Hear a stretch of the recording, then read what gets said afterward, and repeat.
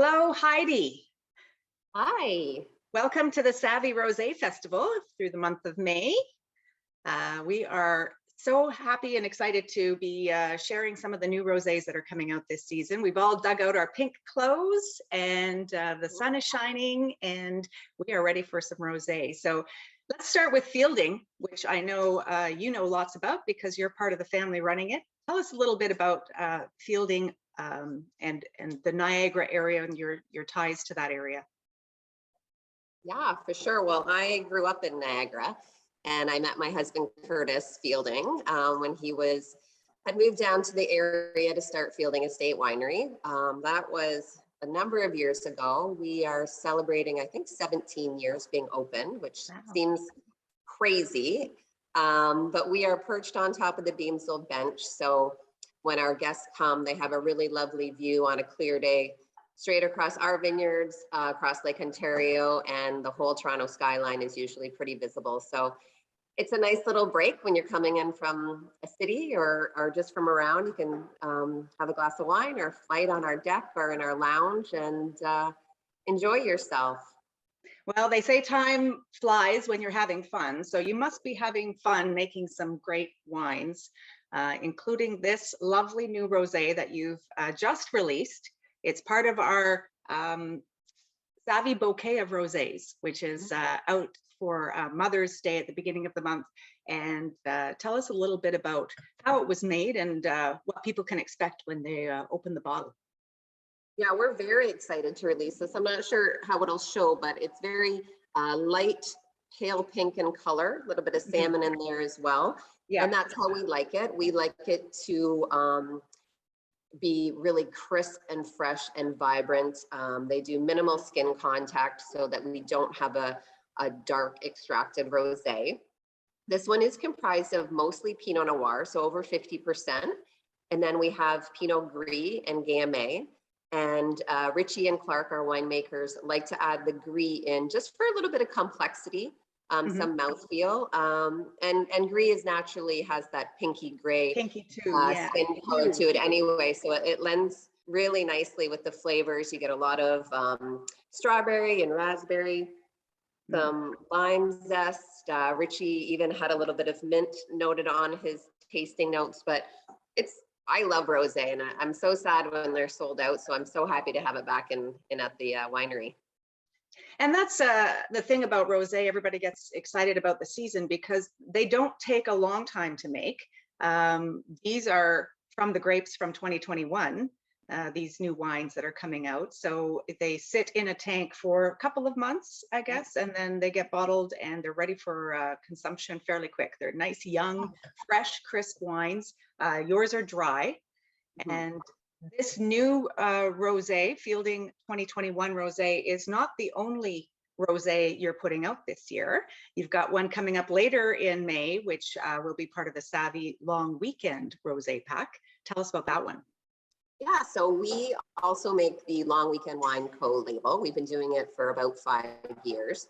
And the white and the red are staples at the LCBO, but the rosé is one that we usually only sell at the winery and online and to select restaurants and to Savvy, which is exciting.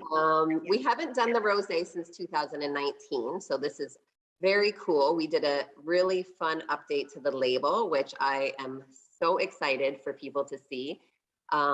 It sort of just emulates summer. Like you want to see that label and you want to open that wine and enjoy every last drop of sunshine coming our way.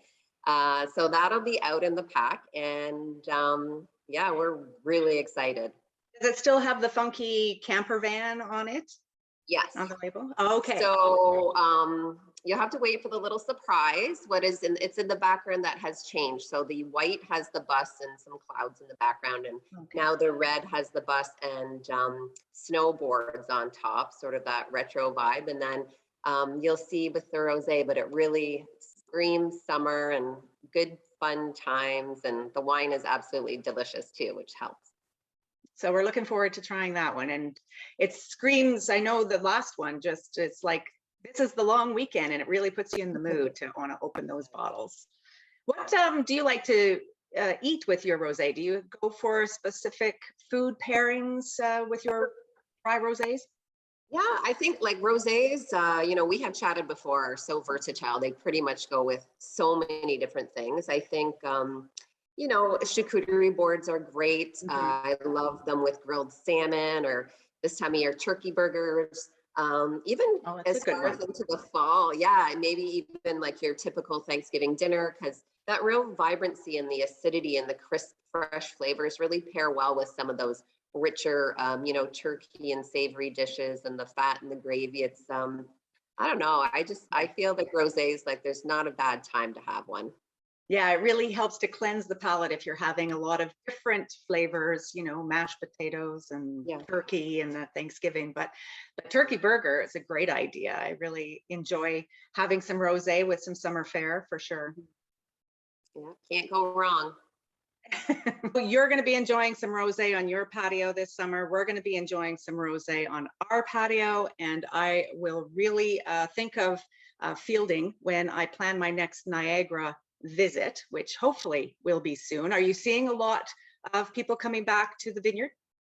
Yes, we are, and it is so nice. You know, we've had a couple years where when we are open, we're quite busy, which has been lovely. But I'm hoping that this year we're open for the full year, and people can plan their trips out and know that, you know, we're going to be here, and we're going to be able to be open. We have a beautiful outdoor lounge that we launched a couple years ago with some couch seating and some tables and chairs, and we do charcuterie and cheese boards and flights. And what's been really nice over the last few years is people, when they come to the vineyards or the winery, they want to stay. They want to really taste the wines and hang out and spend a little bit more time with us. So flights are great.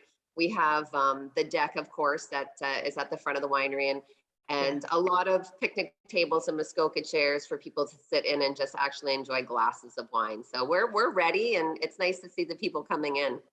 And I think it will continue. I have high hopes that people will be outdoors and indoors this fall and going into the winter. So good luck to everyone there at the Fielding team. And we'll be sipping your wines throughout the month of May as part of the Savvy Rosé Festival. That sounds great. And I will be sipping them from my end as well. Perfect. Cheers. Cheers.